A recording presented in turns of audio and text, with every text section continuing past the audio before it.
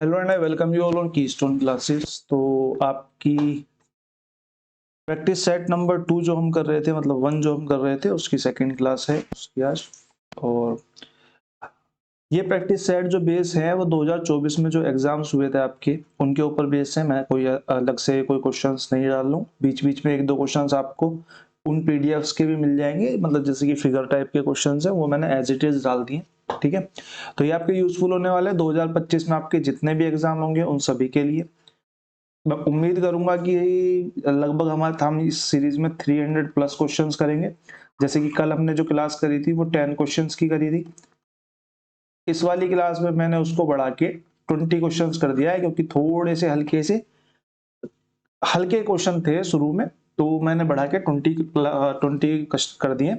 तो approximately 20 plus class होने वाली, तो मैं उम्मीद करूंगा कि 300 प्लस के आसपास हम क्वेश्चंस इसमें डील कर लेंगे। ठीक है, तो ये आपके PGT, TGT, PRT, special education, जितने भी आपके डीएसएसबी में पेपर होते हैं, दास 4 हुआ, दास 2 हुआ, स्टेनोग्राफर हुआ, और आपका एलडीसी या जूनियर असिस्टेंट हुआ, इस तरीके के जितने भी एग्जाम्स आपके होते हैं उन सभी में आपकी ये हेल्पफुल रहेगी। ठीक है, आप लाइक और शेयर कर सकते हैं, वो आपकी मर्जी के ऊपर बात है। सब्सक्राइब करना आपकी इच्छा के ऊपर डिपेंड करता है।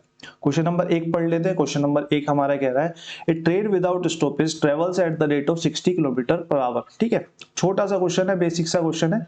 मतलब बेसिक सा क्वेश्चन नहीं है, बेसिक से थोड़ा हटके क्वेश्चन है। टीएसडी में जब हम पढ़ते हैं तो इस क्वेश्चन को बेसिक से थोड़ा हटके माना जाता है। ठीक है, and with stoppage travels at the rate of 30 kilometre per our, यानी कि विदाउट स्टॉपेज जब वो चल रही है तो उसकी स्पीड 60 किलोमीटर पर आवर है। और जब वो स्टॉपेज ले लेके चलती है, होती है ना, कुछ गाड़ियां ज्यादा स्टॉप लेके चलती हैं, कुछ गाड़ियां सीधी दिल्ली से आगरा ही पहुंच जाती हैं, कुछ आगरा से बीच में 10 स्टॉप लेके चल रही है। ठीक है, तो अगर विद स्टॉपेज चल रही है तो 30 किलोमीटर पर आवर स्पीड है। हिंदी इंग्लिश में दोनों में आपके क्वेश्चन है।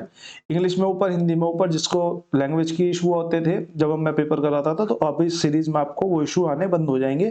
ठीक है, इसी तरीके से करेंगे। जब पेपर्स आपके आएंगे तो वो जिस लैंग्वेज में मुझे अवेलेबल होगा मैं उसी लैंग्वेज में कराऊंगा। जैसे कि 2024 का क्रक्स हो गया, उसी तरीके से एक बार 2025 के जब पेपर स्टार्ट हो जाएंगे तो मिड में एक बार और क्रक्स वाली वीडियो ले आएंगे, जिससे कि आपकी प्रॉब्लम सॉर्ट हो जाए। बाकी क्वेश्चन आपके ग्रुप में भी अपडेट थे। जिन लोगों ने ग्रुप से क्वेश्चन कर रखे हैं उन्हें वीडियो देखने की कोई जरूरत है नहीं। एक बार दोबारा से क्वेश्चन पढ़ लेते हैं हिंदी में। एक ट्रेन बिना ठहराव के 60 किलोमीटर प्रति घंटे की गति से यात्रा करती है, ठहराव के साथ 30 किलोमीटर प्रति घंटे की गति से यात्रा करती है। ट्रेन की औसत कितने मिनट रुकती है? जब वो रुक रही है तो वो कितने मिनट रुकेगी? मैंने बोला मेरे को कोई डिस्टेंस नहीं पता, मेरे को स्पीड तो यहाँ पे दे दी। अगर मैं डिस्टेंस को इन दोनों का एलसीएम को मान लूं, 60 और 30 का एलसीएम 60 हो जाएगा, तो मैं यहाँ से बोल सकता हूँ कि यहाँ पे जो टाइम लगा, इसको 1 घंटा लगेगा और इसको लगेगा 2 घंटे। मैंने बोला, इसने पूछा कितने मिनट रुकेगी, मैंने बोला 1 घंटा तो बिना रुके चल देती। तो बाकी का बचा हुआ 1 घंटा, यानी कि 60 मिनट तो ये रुकने में ही लगाया होगा। 60 मिनट रुकने में लगाया, कितने घंटे पे? 2 घंटे में 60 मिनट लगाया होगा, तो 2 घंटे, 2 घंटे में 60 मिनट रुक रही है, तो 1 घंटे में कितने मिनट रुकेगी औसतन? 30 मिनट। हमारा राइट आंसर हो जाएगा ऑप्शन नंबर हमारा 2 यहाँ पे करेक्ट हो जाएगा। ठीक है, क्वेश्चन नंबर सेकंड एक बार आप लोग पढ़ लीजिए, उसके बाद मैं कराता हूँ।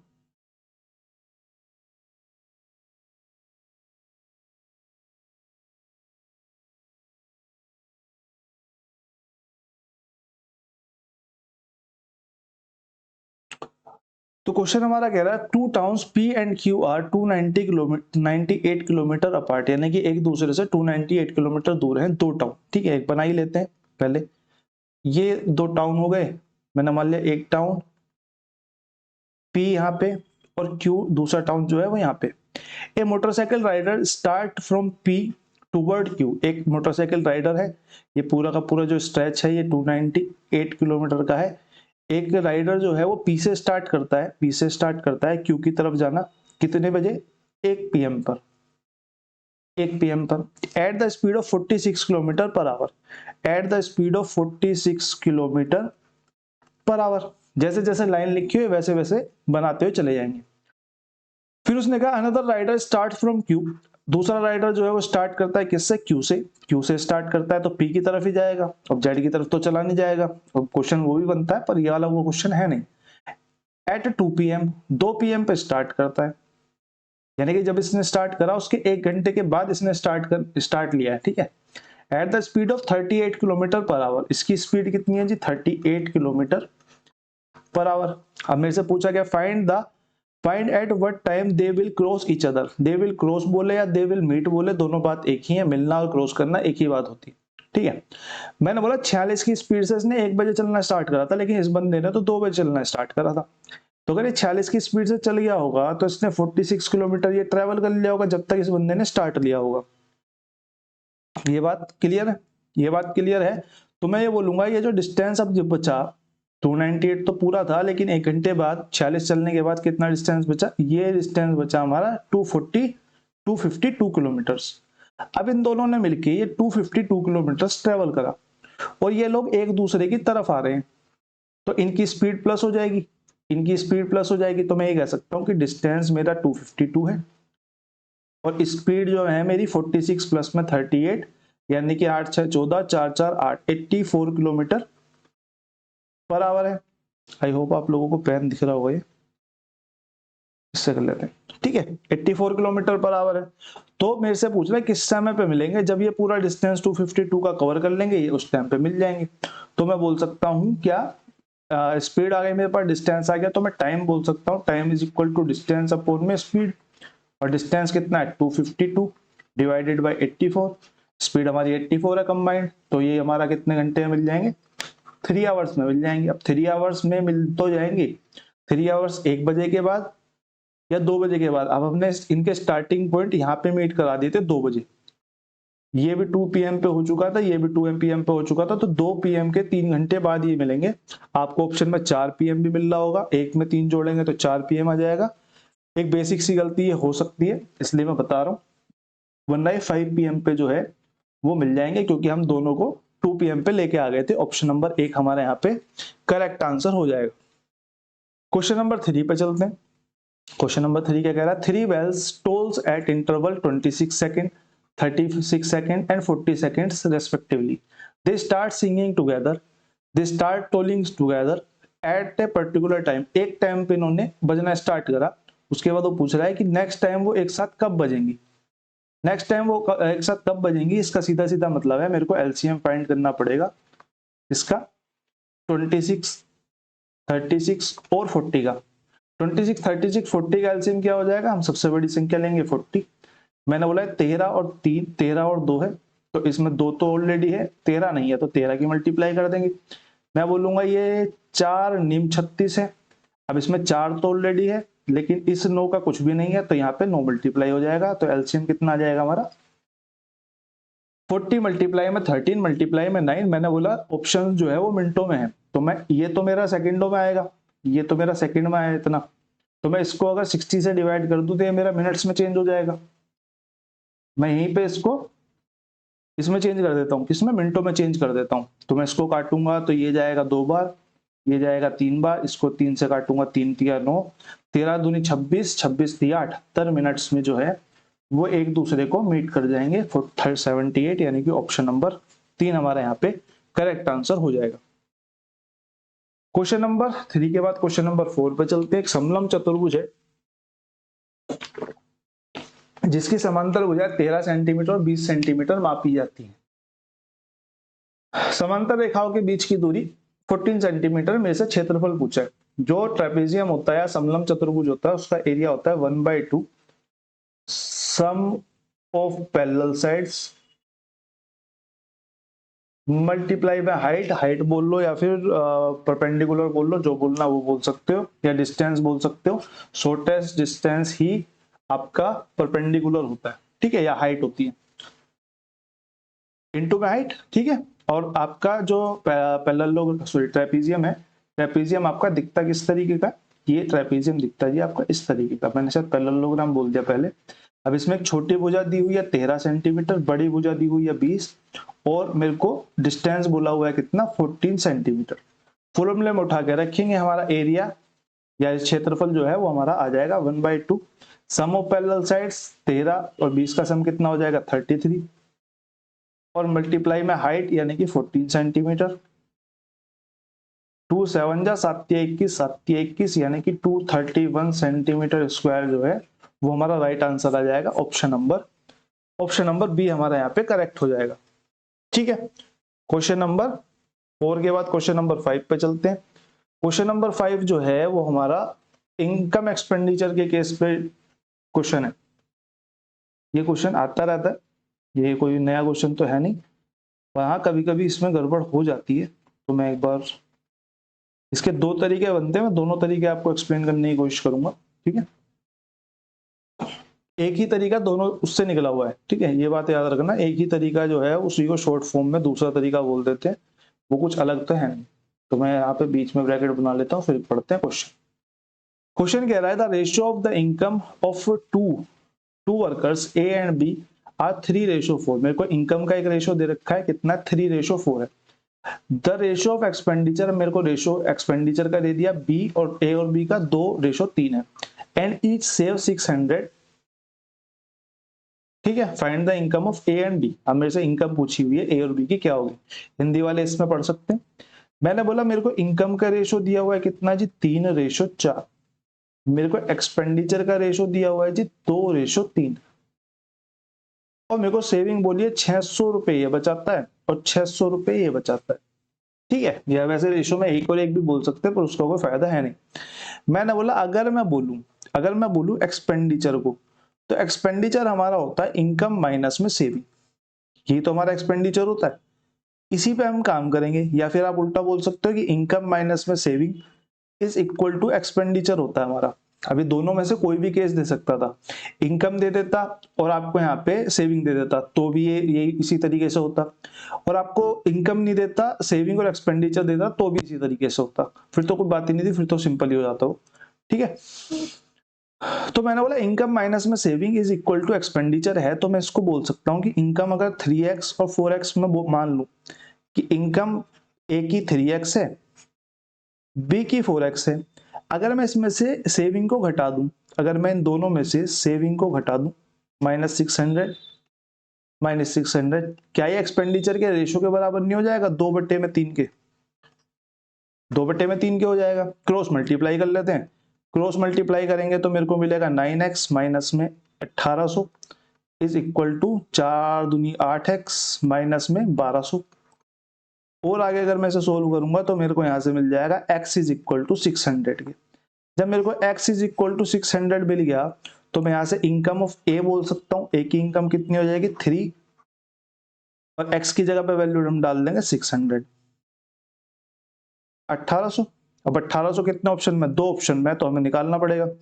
बी की अगर मैं देखूं तो बी की हो जाएगी 4x, 4 और x की जगह हम डाल देंगे 600, तो 2400 हो जाएगा। 2400 का मतलब है ऑप्शन नंबर 3 जो है वो हमारा यहाँ पे करेक्ट आंसर हो जाएगा।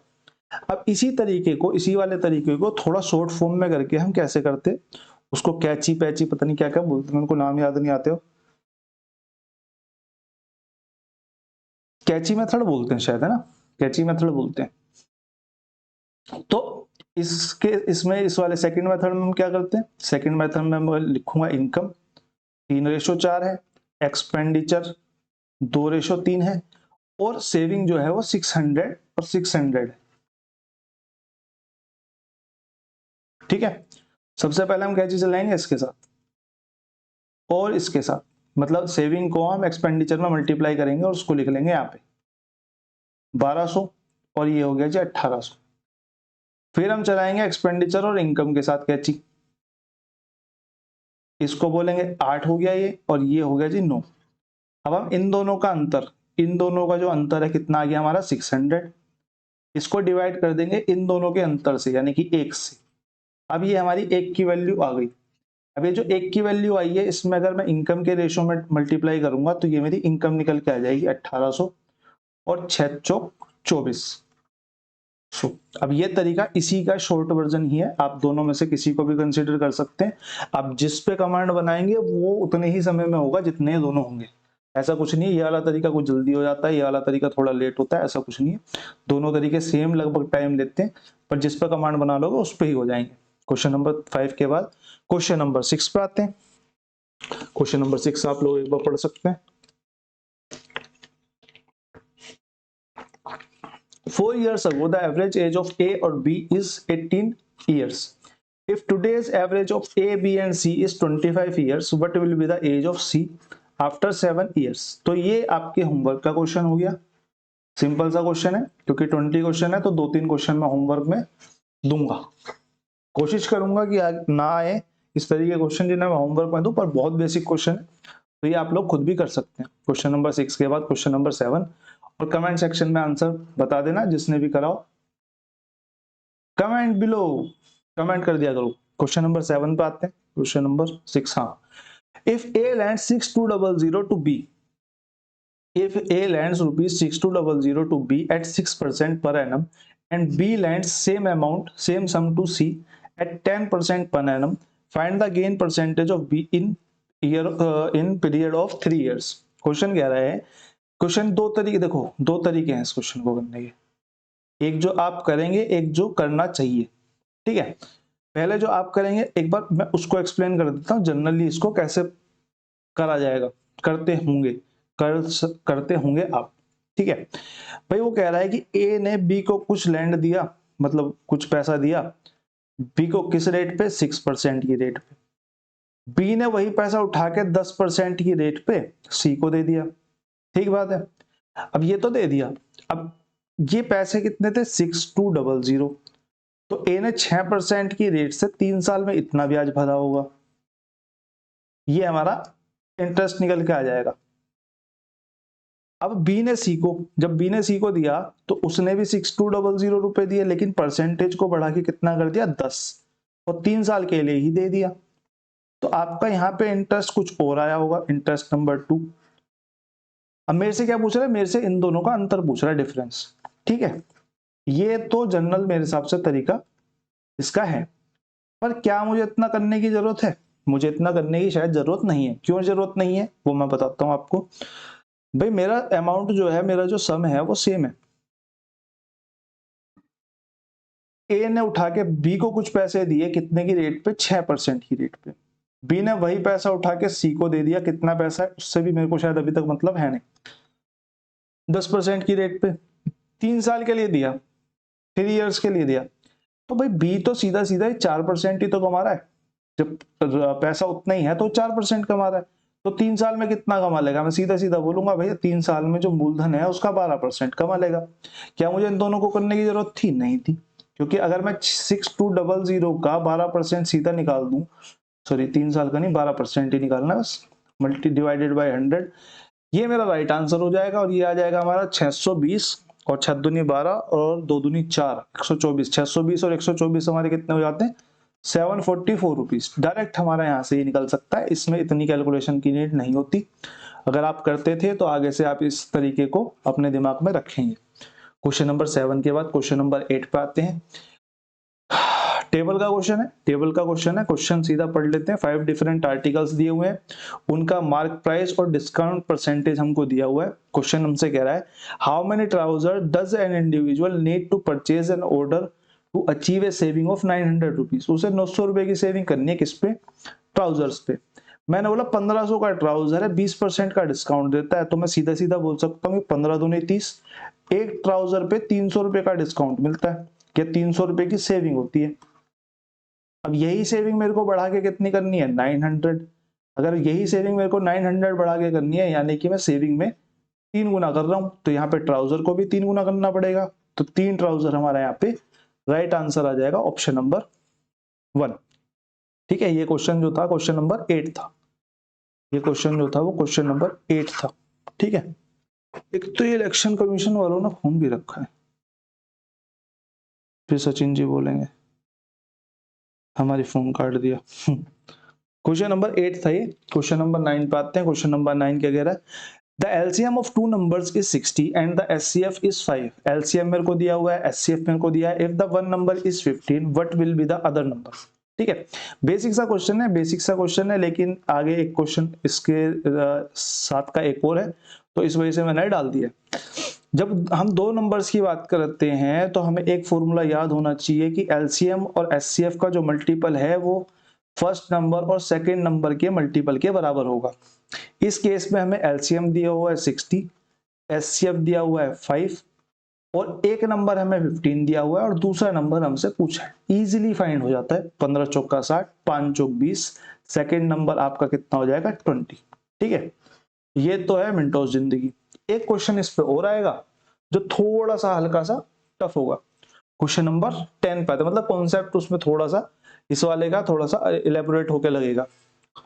क्वेश्चन नंबर 10 की अगर हम बात करें तो क्वेश्चन नंबर 10 हमारा कह रहा है batsman score 240 runs which include 6 boundaries, 6 boundaries का मतलब चौके, और 6 सिक्सेस यानी कि 6 सिक्सेस यानी कि 6 multiply 6, what percentage of his total score did he make bye running between the wickets. बहुत भागा है, बहुत ज्यादा भागा है, जिस हिसाब से ऑप्शन दिख रहे हैं 50% से ज्यादा भागा है, लगता है टेस्ट क्रिकेट खेल रहे थे।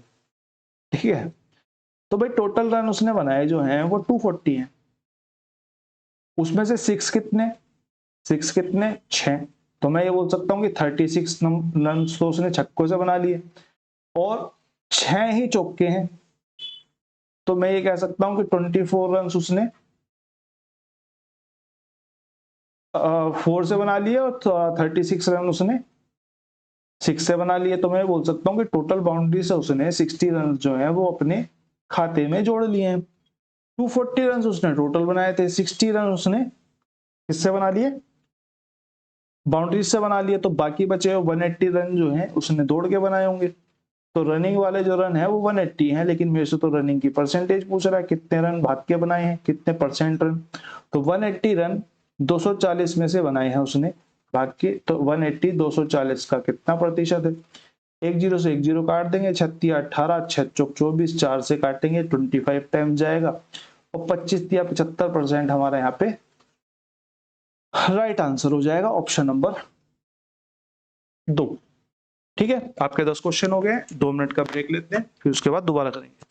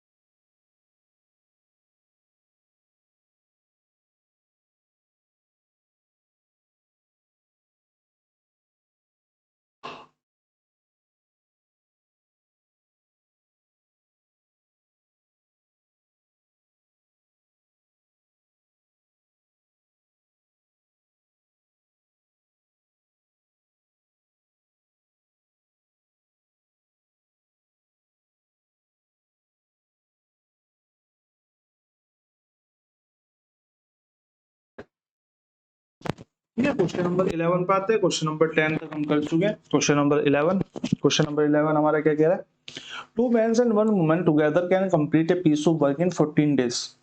2 आदमी और 1 महिला मिलकर एक काम को 14 दिन में खत्म कर सकते हैं। वाइल 4 वुमेन, 4 वुमेन और 2 आदमी मिलकर उसी काम को 8 दिन में पूरा कर सकते हैं।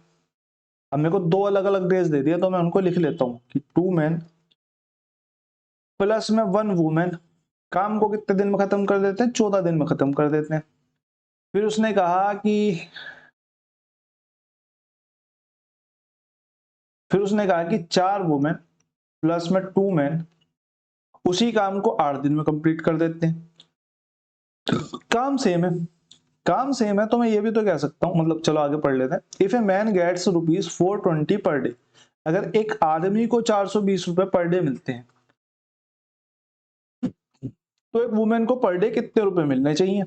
मैं बोलूंगा अगर ये दोनों काम ही बराबर हैं, तो मैं ये बोल सकता हूं कि ये ऐसे भी तो बराबर है, ऐसे भी तो बराबर का मतलब क्या है, 2 मैन प्लस में वुमेन की अगर मैं मल्टीप्लाई कर दूं 14 से, तो ये बराबर होगा किसके, 8 की अगर मैं मल्टीप्लाई कर दूं 4 वुमेन प्लस में 2 मैन से, तो यानी कि 28 man plus 14 women is equal to किसके हो जाएंगे, 8 चौक 32 वुमेन प्लस में 8 दूनी 16 मैन के। अब जब हम काटा पीटी करेंगे तो मैन को एक जगह ले जाते हैं, वुमेन को एक जगह ले जाते हैं, तो ये हमारा हो जाएगा 12 man is equal to 14 minus होगा तो ये बच जाएगा जी हमारा 16 और 18 वुमेन के।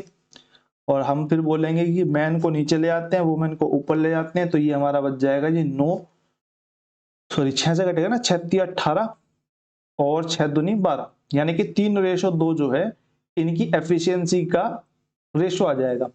और जो एफिशिएंसी का रेशो होता है उसी में जो है आपकी सैलरी भी डिवाइड होती है। Efficiency is equal to salary, यानी कि 3 की वैल्यू मेरे को यहाँ पे कितनी दी हुई है, 420 दी हुई है, 420 रुपए प्राप्त करता है। कितने टाइम से, मैं बोलूंगा 4 एकम 4 और 4 तिया 12, यानी कि 130 टाइम से। तो 2 की वैल्यू कितनी हो जाएगी, 2 की वैल्यू यानी कि 130 के मल्टीप्लाई कर देंगे, 13 दूनी 26, यानी कि 3 एकम 3, 3 चौक 12, चौक 12 होता ना, 140, 3 चौक 12, 140, तो 14 दूनी 28, यानी कि 280 रुपए आपको एक महिला को देने पड़ेंगे एफिशिएंसी के हिसाब से। ऑप्शन नंबर 2 हमारा यहाँ पर बिल्कुल करेक्ट आंसर हो जाएगा। ठीक है, क्वेश्चन नंबर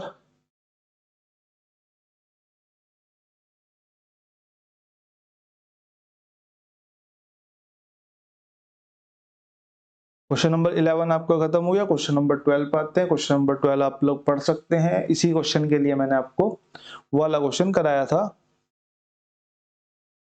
क्वेश्चन कह रहा था product of two positive numbers, product of two positive numbers यानी कि एक नंबर और मल्टीप्लाई में 2 नंबर इज इतना, एंड द रेशो इज 13 और 17। तो मैं नंबर अगर पहले और दूसरे प्रोडक्ट का 1 7 9 5 6 है, तो मैं ये बोल सकता हूँ कि पहला नंबर तो हमारा 13x हो गया, हमने सिर्फ x मान लिया, और ये हो गया जी 17x, सॉरी मैं गलत बोल गया, उससे रिलेटेड नहीं है क्वेश्चन। 7 9 5 6 हो गया। अब दोनों के दोनों ही अपने आप में क्या है, दोनों के दोनों ही अपने आप में क्या बोलते हैं, प्राइम नंबर से।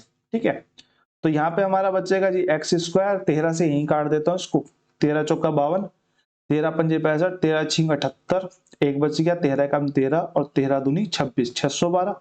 17 से काट देता हूँ तो 17 पंजे 65 होता, 17 चौका और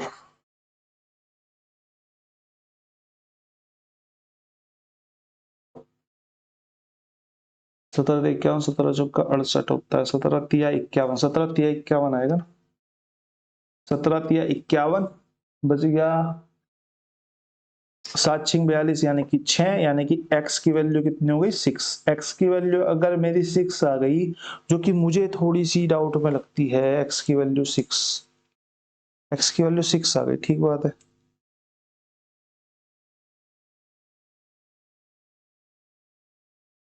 हाँ x की वैल्यू 6 आ गई, सही तो है। x की वैल्यू अगर 6 आ गई तो मेरे से क्या पूछा है, the smaller of these two numbers is, तो कम वाली संख्या कौन सी है, कम वाली संख्या जो है वो 13x होनी चाहिए। x की वैल्यू हमने 6 निकाल लिया, तो 13 छिंग 78 जो है वो हमारा राइट आंसर हो जाएगा। ऑप्शन नंबर 3 हमारे यहाँ पे करेक्ट हो जाएगा। क्वेश्चन नंबर 12 के बाद आते हैं 13 पे। ये अच्छा क्वेश्चन है। This question is a very good question. Consider a circle C of the radius 3 centimetre and with centre of O। तो सर्कल कंसीडर करने के लिए सर्कल बनाना पड़ेगा, सर्कल बना लेते हैं, जैसे भी आड़ा टेढ़ा बनता है। ठीक है, ये थोड़ा सा टेढ़ा है, बिल्कुल सर्कल तो है नहीं।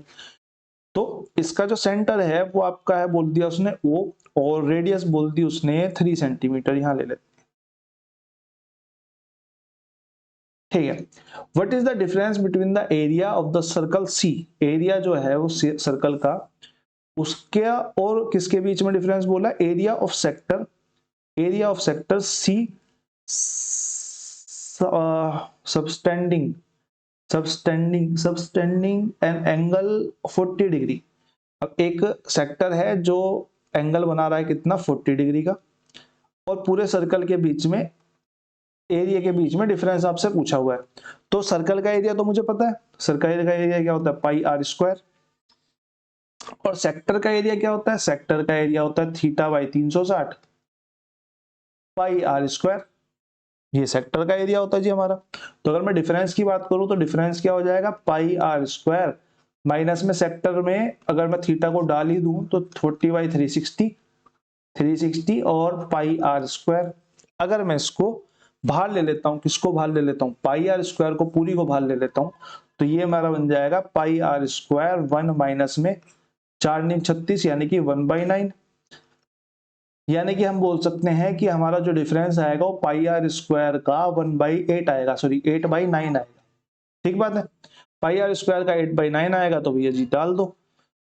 पाई की वैल्यू तो क्योंकि हमें ऑप्शन में दी हुई है तो हमें रखने की जरूरत ही नहीं है, आर की वैल्यू रख देते हैं, 3 3 9 हो जाएगी, तो ये हो जाएगा पाई इंटू 3 इंटू 3 इंटू 8/9, 9 से पूरा खत्म हो जाएगा, यानी कि हमारा आंसर कितना आ जाएगा 8 पाई सेंटीमीटर स्क्वायर, जो कि हमें दिया हुआ है किसमें, ऑप्शन नंबर 2 में हमारा आंसर हो जाएगा 8 पाई। ठीक है, 8 पाई सेंटीमीटर स्क्वायर। आई होप आप लोगों को क्वेश्चन समझ में आ गया होगा। क्वेश्चन नंबर 13 से क्वेश्चन नंबर 14 की तरफ बढ़ते हैं।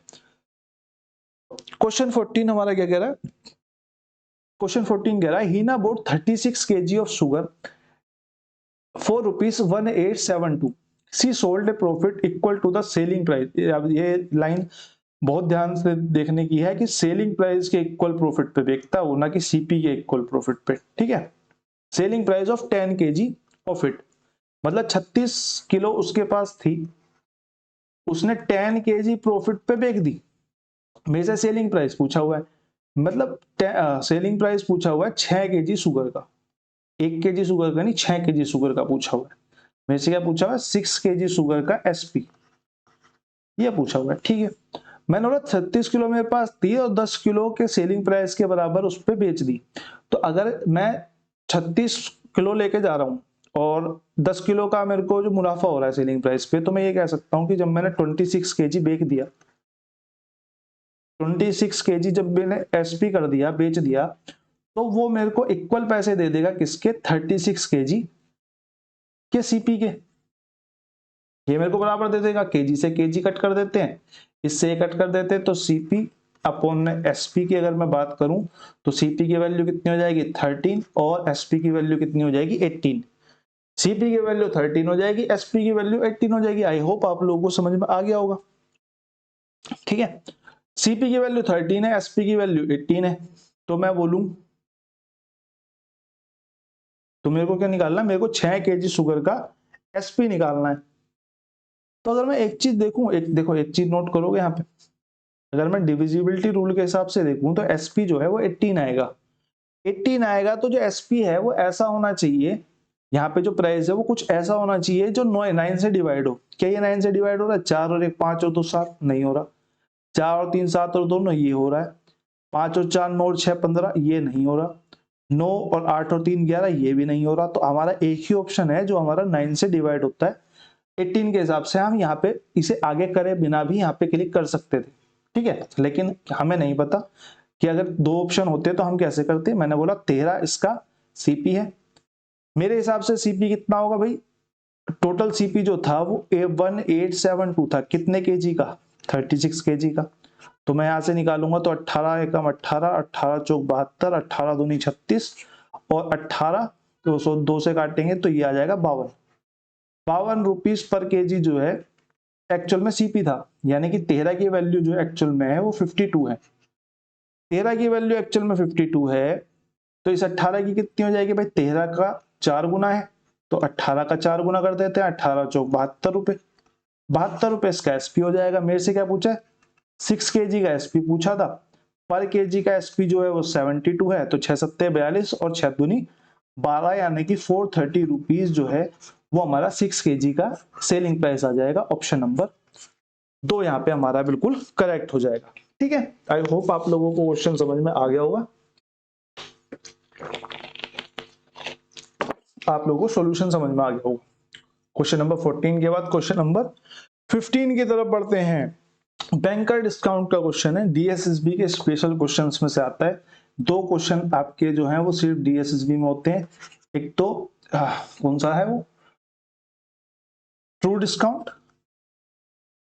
ये शायद आपको किसी टीचर वगैरह की सीट वगैरह में भी मुश्किल ही मिलेगा, मेरे को तो नहीं याद कोई तब तक कोई डालता था। ट्रू डिस्काउंट और एक banker discount, banker gain, sorry banker gain. अब ये क्या चीज होती है, ट्रू डिस्काउंट पे तो जब क्वेश्चन आएगा तब पढ़ेंगे, इस पे तो ये फॉर्मूला लगता है। ठीक है, बैंकर डिस्काउंट जो होता है हमारा, सॉरी बैंकर गेन जो होता है वो हमारा होता है किस पे, वो हमारा होता है बैंकर तो आपसे ट्रू डिस्काउंट पूछूंगा ना, तो बैंकर जो गेन होता है वो हमारा होता है interest on true discount. Banker gain जो होता है वो हमारा होता है इंटरेस्ट ऑन ट्रू डिस्काउंट। ठीक है, 4 वर्षों में 4% की दर से दे बिल पर बैंकर को लाभ कितना हो रहा है 80, यानी कि 4 साल में 4% की रेट से यानी कि 16% जो है वो प्राप्त कर लेता बैंकर। अगर बैंकर इतना प्राप्त कर लेता, बैंकर गेन इतना होता, तो 16% की वैल्यू कितनी है, वो 80 है, यानी कि इसका जो 100% होगा वो क्या होगा, 100% हमारा जो है वो ट्रू डिस्काउंट होगा। ठीक है, तो 100% निकाल देंगे, 80/16 मल्टीप्लाई बाई 100, 16 पंजे 80, 5 से 500। जब आपका ट्रू डिस्काउंट का क्वेश्चन आएगा तो हम ट्रू डिस्काउंट पढ़ेंगे। ट्रू डिस्काउंट थोड़ा सा ज्यादा वो है, पजल है। बनस्पत बैंकर गेन जो है वो ज्यादा इजी है। बैंकर गेन पे सिंपल सा यही क्वेश्चन बन सकता है और इतना ही बनता है अभी तक, इससे ज्यादा बड़ा तो मैंने अभी कुछ देखा नहीं है। क्वेश्चन नंबर 15 के बाद क्वेश्चन नंबर 16 पे आते हैं। क्वेश्चन नंबर 16 क्या कह रहा है हमारा, in covering a distance of 36 kilometre Anil takes 2 hours more than Sanjay. If Anil doubles his speed then it will take 1 hour less than Sanjay. ठीक है जी, क्वेश्चन बहुत खतरनाक है जी आपका। अब क्वेश्चन को हिंदी में आपने पढ़ लिया होगा जहां तक है, तो हम कर लेते हैं। अब यहाँ पे हमें एक्स एक्स मानना पड़ेगा, बिना एक्स एक्स के काम नहीं चलेगा, बिना एक्स के काम चलेगा नहीं। मैं बोलूंगा भैया एक संजय है, संजय यहाँ पे कुछ टाइम ले रहा है। ठीक है,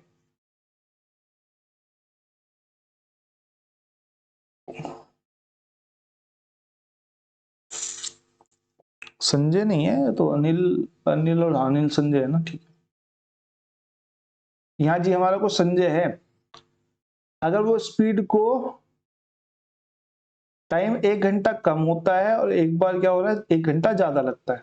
कब, 36 किलोमीटर की दूरी तय करने में नॉर्मली जो है वो अनिल को 2 घंटे फालतू लगते हैं, लेकिन अगर वो 1 घंटा स्पीड अपनी घटा दे, 1 घंटा नहीं सॉरी, अगर वो अपनी गति को दुगुना कर दे, अगर वो अपनी स्पीड को 2 गुना कर दे तो उसको 1 घंटा कम लगता है। मैंने बोला 36 किलोमीटर का ही डिस्टेंस है। मैंने बोला अनिल की स्पीड को मैं मान लेता हूं x किलोमीटर पर आवर। ठीक है, x किलोमीटर पर आवर मान लेता हूं।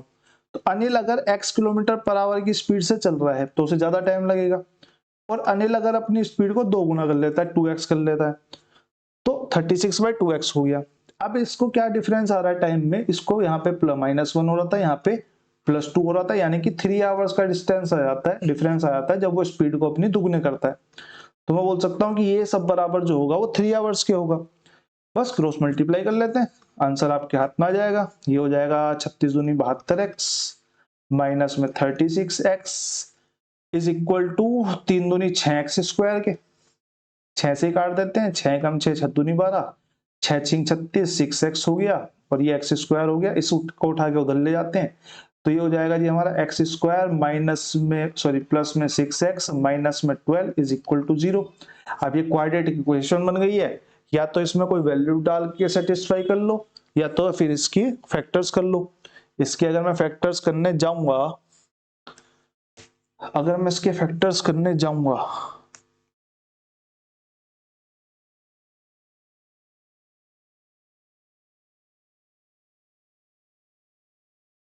अरे ये भी तो 12x ही था ना, सॉरी ये भी तो 12x था, मैं वही तो कह रहा हूँ फैक्टर्स नहीं हो रहे।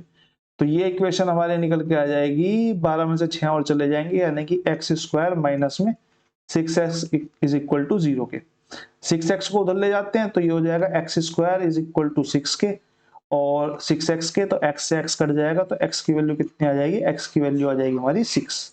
अब जो x की वैल्यू हमने क्या माना था, अनिल की स्पीड मानी थी, तो अनिल की गति मेरे से पूछ रहा है, तो 6 किलोमीटर पर आवर जो है वो हमारा राइट आंसर हो जाएगा ऑप्शन नंबर 2। क्वेश्चन नंबर 16 के बाद क्वेश्चन नंबर 17 पे चलते हैं। अच्छा क्वेश्चन है, इंपोर्टेंट क्वेश्चन है, क्योंकि इस स्टेटमेंट की वजह से थोड़ा सा पजल हो जाता है। क्वेश्चन नंबर 17 पे आते हैं। फिर से मेरे को वृत्त के एक खंड का क्षेत्रफल निकालने को कह दिया है, एंगल दे दिया है। अभी हमने पढ़ा था एरिया ऑफ सेक्टर क्या होता है, एरिया ऑफ सेक्टर हमारा होता है कितना, θ/360 पाई r स्क्वायर। मेरे को यहाँ पे थीटा दिया हुआ है, मेरे को यहाँ पे डायमीटर दिया हुआ है 28, तो मैं बोल सकता हूँ रेडियस कितनी हो जाएगी, हाफ यानी कि 12। क्वेश्चन आप लोग पढ़ सकते हैं, मैंने क्वेश्चन नहीं पढ़ा क्योंकि एक लाइन का क्वेश्चन था। ठीक है, तो एरिया ऑफ सेक्टर कितना हो जाएगा, थीटा हमारा 330, 30 और 360 मल्टीप्लाई में पाई, क्योंकि हमें वैल्यूज दी हुई हैं बिना पाई के, तो हम 22/7 डाल देंगे। और आर स्क्वायर की अगर मैं बात करूं तो ये हमारा हो जाएगा 12 × 12, 12 तिया 36, 30 से पूरा कट जाएगा।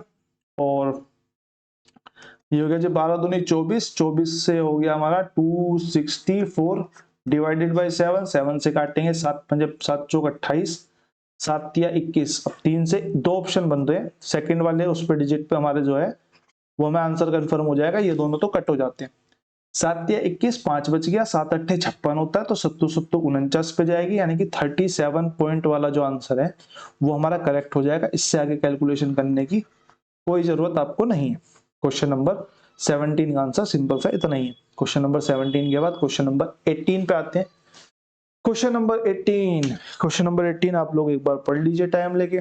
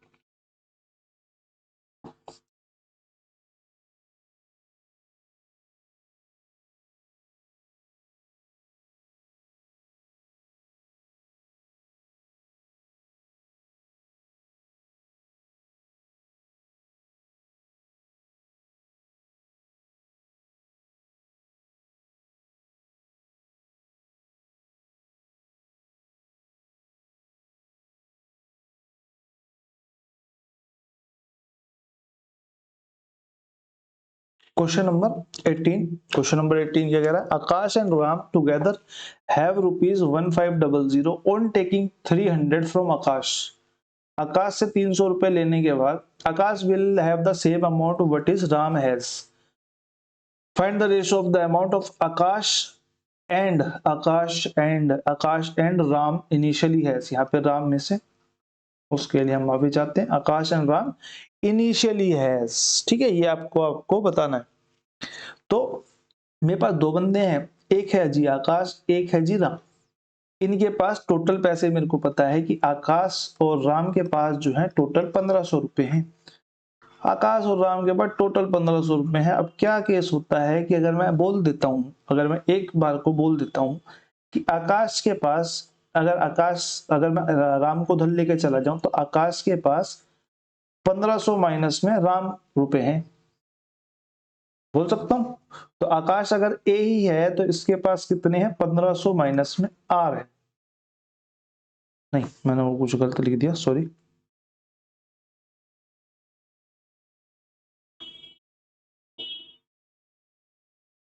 ठीक है, कोई दिक्कत नहीं, अभी तो इसको ऐसे ही रहने देते हैं।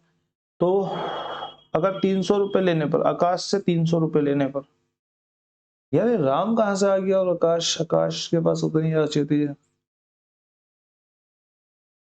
क्वेश्चन में थोड़ा पजल हुआ, लैंग्वेज गड़बड़ हो गई लास्ट वाली लाइन की वजह से ना। कोई बात नहीं, आकाश और राम है, आकाश और राम के बाद टोटल 1500 रुपए। इस वाली लाइन को भी हटाई दो, इससे कुछ बनेगा नहीं क्वेश्चन में।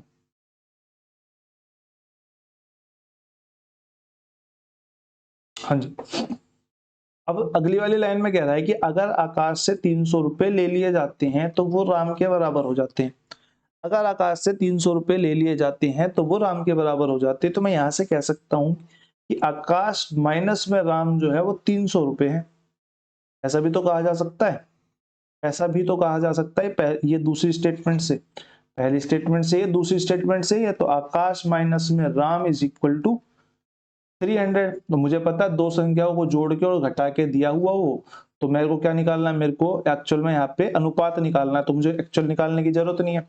तो अगर मैं आकाश की बात करूं तो ये हो जाएगा 1500 प्लस में 300 डिवाइडेड बाई 2, और अगर मैं राम की बात करूं तो 1500 माइनस में 300 डिवाइडेड बाई 2, ये रेशो निकल के आ जाएगा। 2 से 2 काट देते हैं, ये 1800 हो जाएगा, ये 1200 हो जाएगा, तो 0 से तो 0 खत्म हो गई, और 6 से काटेंगे तो 6 तिया 18 और 6 दूनी 12, यानी कि 3:2 जो है वो हमारा यहाँ पे करेक्ट आंसर हो जाएगा ऑप्शन नंबर कितना जी, option number 2, sorry option number 1, option number 1 हमारा यहाँ पे करेक्ट आंसर हो जाएगा। क्वेश्चन नंबर 18 के बाद क्वेश्चन नंबर 19 पे चलते हैं। ये जो क्वेश्चन था वो अभी तक एक ही बार मैंने देखा, 2 बार सॉरी, एक बार कभी मैंने 2000 बहुत पुराने पेपरों में देखा था, बहुत पुराने मतलब कि बहुत पुराने, जब ऑफलाइन से ऑनलाइन होने स्टार्ट हुए थे तब के पेपर में ये आया था।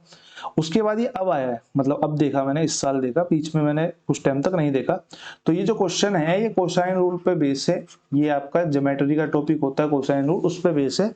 वैसे डीएसएसबी में मेंशन नहीं है ज्योमेट्री का टॉपिक कोई भी, लेकिन कभी कभार ये वाला क्वेश्चन ना वो डाल देते। क्वेश्चन कह रहा है in a triangle ABC, AB is 15, लिखते हुए चलते हैं, एबी 15 है, एसी जो है वो 10 है, और BAC जो है वो 60 डिग्री है। मेरे से क्या पूछा है, मेरे से लेंथ पूछी हुई है BC, इसकी लेंथ पूछी हुई है, इसको मैं x मान लेता हूं, ठीक है। तो कोसाइन रूल हमारा क्या कहता है कि कोस थीटा जो है वो इक्वल होगा किसके, इक्वल होगा दो साइड वाली भुजाओं के, जैसे कि इसको मैं B मान लेता हूं, इसको मैं C मान लेता हूं, इसको मैं A मान लेता हूं, ABC मान लेते हैं, ठीक है।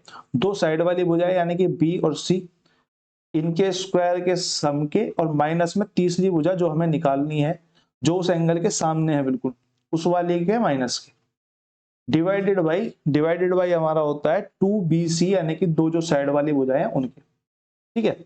कोसाइन थीटा, यहाँ पे थीटा कितना है, थीटा हमारा 60 है, कोस 60 की वैल्यू आपको यहाँ पे पता होनी चाहिए, कोस 60 की वैल्यू होती है जी 1/2, is equal to b square, यानी कि 15 का स्क्वायर कितना होता है जी 225, प्लस में सी स्क्वायर यानी कि 10 का स्क्वायर कितना होता है जी 100, माइनस में ए स्क्वायर मेरे को यहाँ पे पता नहीं, डिवाइडेड बाय 2 मल्टीप्लाई 15 मल्टीप्लाई में 10, 2 से तो जी ये 2 पूरा कट जाएगा, तो मैं इसे आगे क्या बोल सकता हूँ, इसे मैं आगे बोल सकता हूँ, हाँ ठीक है। ये क्वेश्चन आपके होमवर्क में, ठीक है, ये क्वेश्चन आपके होमवर्क में, सेम क्वेश्चन मैंने कराया हुआ है, सेम टाइप का क्वेश्चन यहाँ पे भी आया हुआ है, तो आप इसको होमवर्क में करेंगे, ये इंक्लूड नहीं है, ये इस सीट में इंक्लूड नहीं है। इसका आंसर क्वेश्चन नंबर 14 का, क्वेश्चन नंबर 14 का आंसर आप मेंशन करेंगे कमेंट सेक्शन के अंदर। 2 से 2 कट हो गया, तो ये हो गया जी 150 is equal to 325 minus a square, minus a square उधर चला जाएगा, 150 उधर चला जाएगा, तो a square is equal to 125, और a square is equal to 125 हो जाएगा 175, सॉरी 175 हो जाएगा, तो ए इज इक्वल टू कितना हो जाएगा, ए इक्वल हो जाएगा 25 7 175, यानी कि 5 रूट में 60, 5 रूट में 7। अब ऑप्शन जो है ना, ऑप्शन भी इसमें खतरनाक खतरनाक से दिए हुए हैं, 15 16 17 18 19 20। अब यहाँ पे आपको रूट 7 की वैल्यू पता होनी चाहिए, कि रूट 7 की जो वैल्यू होती है वो आपकी अप्रोक्स होती है मेरे हिसाब से 2.6 की होती है, तो ए की वैल्यू कितनी हो जाएगी, 5 मल्टीप्लाई में 2.6 इज इक्वल टू 6 5 30 की 0 3 हासिल, और 5 15 और 3 18, 18 के आसपास की वैल्यू जो है, नहीं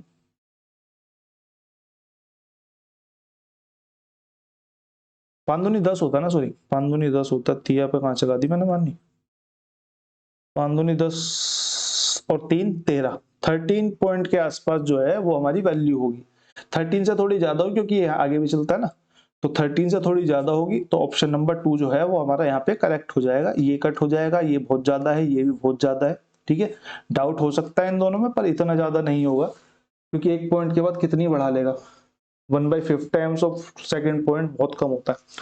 क्वेश्चन नंबर कितना था जी हमारा, क्वेश्चन नंबर था 19, क्वेश्चन नंबर 19 सेम टाइप का क्वेश्चन हमने अभी करा था, कमेंट सेक्शन नीचे है, कमेंट सेक्शन में आप आंसर कर सकते हैं।